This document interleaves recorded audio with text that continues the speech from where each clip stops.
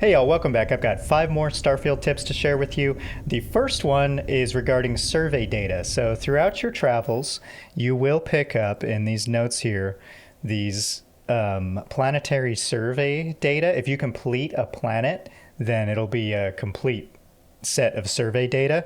So I have one for Cassiopeia 2, Cassiopeia 3A, 4B. I was just going through from planet to planet surveying them, even the moons. And I have found that not everybody pays the same for survey data. Go to Alpha Centauri and land at the Eye. What the hell? Okay, am I tripping? Where's the Eye? Already at this location, but where is it? All right, we're getting closer. So if you're in the orbit of Jemison and you can't find the Eye, pull up your scanner because it might just be too small for you to see. So pull up your scanner and then you'll find it like I did. You can always just fast travel there too if you're not into space travel. No judgment here. This is a no judgment zone. I remember back in the Skyrim days, there were a lot of people who were totally against the idea of fast traveling. So you can find him at the Eye or you can find him at the Lodge. There he is. See, there's Vlad.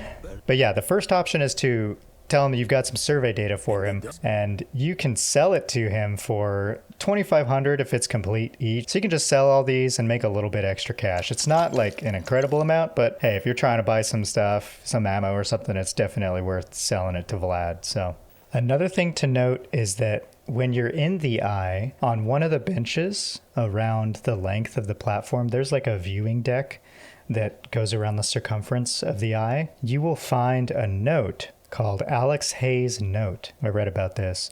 There was a Starfield fan who wanted to play the game, but it was delayed release, and he had a mortal illness, and he did not live to see the day that the game released, and he was not able to play the game. But this is a real person who wanted to play the game. It says, "To all my friends and fellow explorers, I'm always with you out there in the Starfield.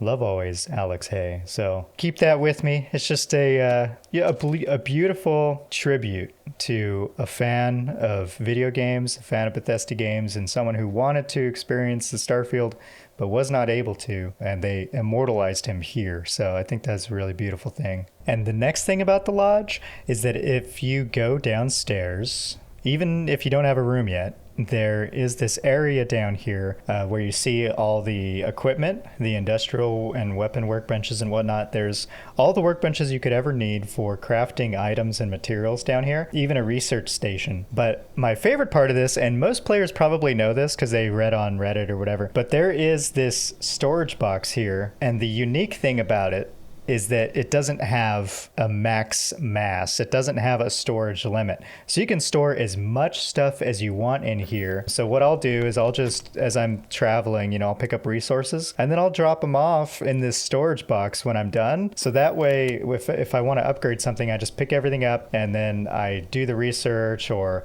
I upgrade the weapon and then I put it all back into the storage box. And it's a very convenient way to operate. So eventually, of course, you'll get an outpost and you'll be able to build storage containers and have a whole network so that you never really have to access storage again because it'll pull from your base storage when you upgrade stuff at an outpost. But for the early game, and I consider myself still in the early game, even though I'm 90 hours in, I haven't finished the main campaign. I've got all these quests, side quests I'm doing and stuff, still on my first character. You can use this and it is incredibly useful. So that is tip number 2. Why are you standing right there of all places? The next tip is, of course, your crew. If you want to access your crew menu, you'll go to the start menu and then use the radial to access the ship option. And here's where you can view all of your ships if you want to see them. You can't edit your ships here, but you can at least view them. And if you go to your home ship, you can press the crew button on the bottom right there to access your crew. Of course, you probably know this. Each of your crew has skills, but what you may not know is that these skills are somewhat reflections of the actual skills that you can acquire. Now you'll see that some skills are highlighted and some are not. If the skills are highlighted, that means that they're being used effectively. So you'll see I have Heller and Lynn at my outpost, and because they're assigned to an outpost, they're outpost engineering level 3 and outpost management level 3 are both being utilized. You'll see when I get to the outpost, it highlights that outpost management and outpost engineering on the top right. Now, unfortunately, maybe someone in the comments can tell me how to do this, but I couldn't find a way to view what the actual skills do for your crew, which is a massive oversight to me. I can't believe they released this without a way to view that. You just kind of have to go on vibes, I guess, on what it actually does for you. But there are some helpful websites out there. I'll link some in the description where you can see all the skills for the crew and what they do. But they are related, of course, to the skills in your skill tree. So like outpost management, for example. Level 3 outpost management, if we go to that, it says that additional crew can be assigned at outposts. That's not even related. According to this website, it says that the production is increased by 15%. So that's not exactly the same. However, it's true for some of them. So like for Sarah Morgan, of course, your first follower, if we go to Sarah, she has Astrodynamics level 4. And if we go to Astrodynamics level 4, reduced fuel cost of jump drives by 50%. I read online it wasn't quite 50%, but she definitely increases the speed at which the grav jumps process, and she also reduces the cost of the grav jumps by at least 30% according to the website. So it does have a similar effect. And I know as well that the combat ones are very good. So like if you took Sarah with you, she's really good with lasers. You give her a laser weapon, then she'll just melt the enemies. Or Samco, you give him a rifle because he has rifle certification level 3. So I think the weapons are the most visibly helpful ones, because normally when you walk around, your followers are just kind of like shooting peas at the enemies and you're taking them all out. If you assign a weapon to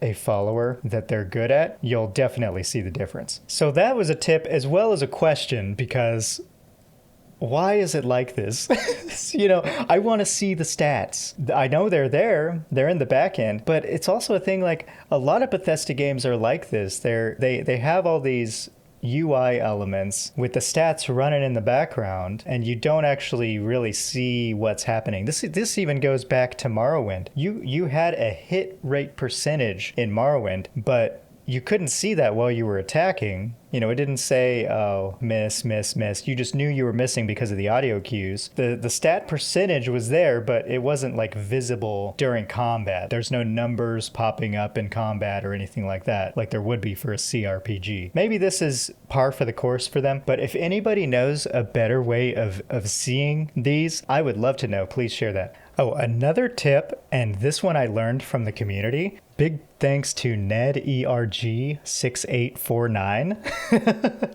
He said, don't register at the ship technician. You can do it in your inventory. I had no idea this was a thing. So let's compare. Let's go to Jemison. We'll talk to the ship technician and see how much it costs to register with the ship technician, and then see how much it costs to do it in our inventory. I haven't done the UC prison shuttle. If I press register, it says 6,848 credits. So let's go into our inventory and we'll see how much it costs to register here. 6,848.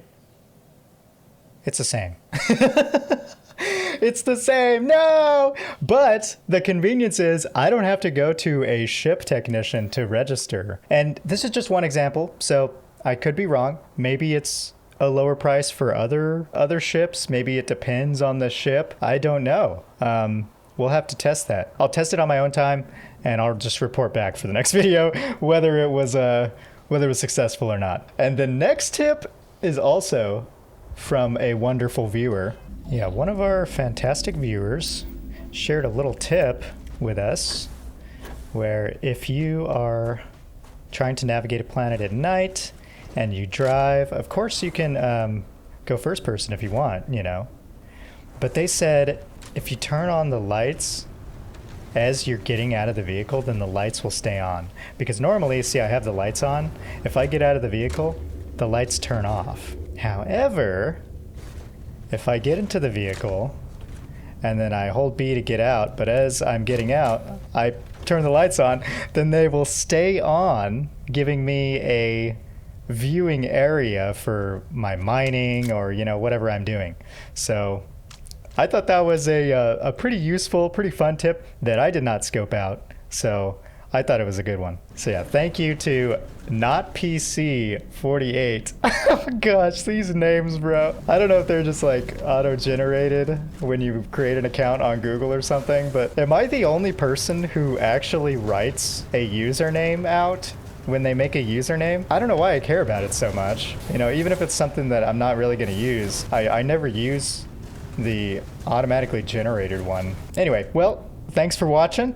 I hope you enjoy these videos. My goal is to comment positively on games, to enjoy them, to play through them, and to share our experiences with these games, because I think they can lend some wisdom to our lives if we just give them the chance. It doesn't matter if a game is perfect, it doesn't matter if it's even, you know, a little broken. We want games to be well made and to provide experiences that add to our own so that we can write our own stories. You know, that's the ultimate goal, is to learn things and experience new things so that we can pour them out into other people and make a positive difference in the world. So thank you for watching. Check out my Starfield playlist if this content interests you. Can they hear me? Can I run him over? Oh gosh. Let's see. Yeah! Slow motion explosions. It looks like the reticle turns off when you're in slow motion. That's interesting. Let's get out. This is silly. Alrighty. Synth-meat ham. Heck yes. I got a snack. Okay. Well, again, thank you for watching. Be kind to each other. Go play a good game and delight in the beauty of the world. I'll see you next time.